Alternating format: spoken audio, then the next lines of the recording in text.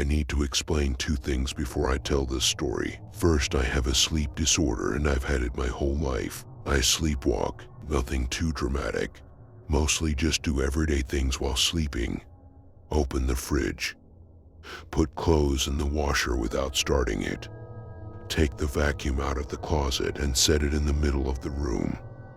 And leave, that sort of thing. When I was younger, this was an every night occurrence, but now in my late 30s, this is a once, twice a year thing. Second, I am native. I have a healthy respect for the stories of spirits my ancestors told. On many hunting trips, I would sit around the fire with my dad listening to him tell stories of the tricks when to go play to try to lure you to them. While I'm unsure if I believe the stories of skinwalkers and Wendigo, I don't tend to mess around. Just in case. Shoot to roughly 3 weeks ago. My husband and I both work construction.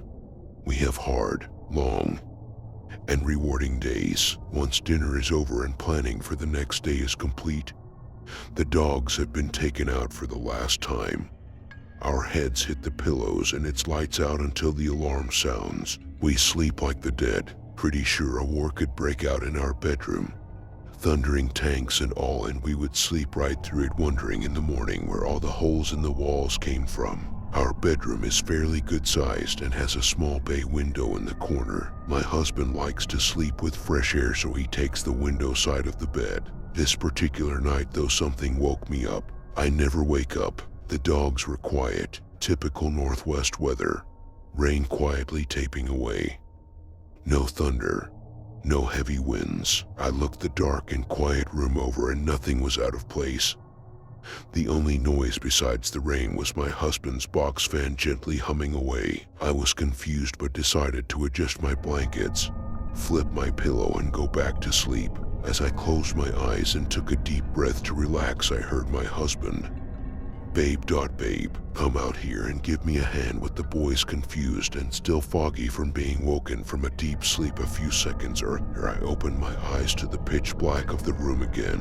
Rarely one of our 3 dogs will need to go out at night, and if one goes, they all will go. We live in an incredibly rural area, and it's easy for them to get lost in the dark woods. Not a good thing when you have bears, coyotes, cougars, and whatever else on your property. Babe, can you come out here and help me with the boys?" he called again, voice right against the half-open window, not concerned, just demanding. Annoyed and groggy, I leaned up, propping myself up on a stiff pile of blankets to look at the window. It was too dark to see him. The floodlight is on the other side of the house. "Babe, come outside," my husband demanded. It was the third beckon that bothered me. He was never that pushy. If something was wrong, one of the dogs wandered off, he would say that. It's happened before. He would something like, "Come to watch these two real quick. I can't find Murph," something like that. Something wasn't right. I was regaining my focus and shaking off the sleepy,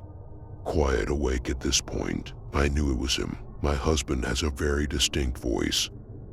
He's a Sicilian from Queens and has a very deep, unintentionally loud voice. It was at that moment, staring out the black window, I realized I wasn't leaning on a pile of blankets.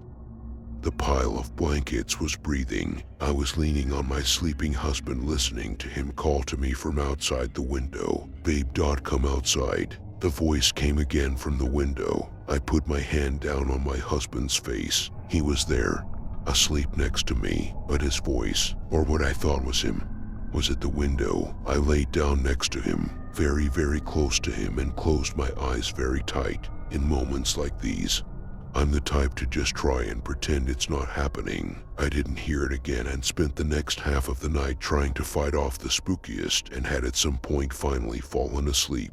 I told my husband about it the next morning after his "Oh my God, you look like death" comment.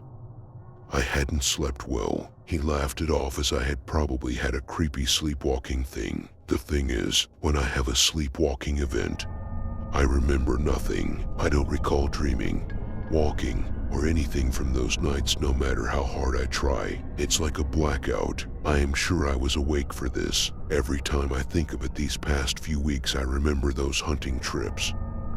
poking coals around in the fire with a stick while my dad tells his serious yet animated tales of Wendigo tricks to get you to come to them. As silly as it sounds, I think there's a Wendigo in my woods.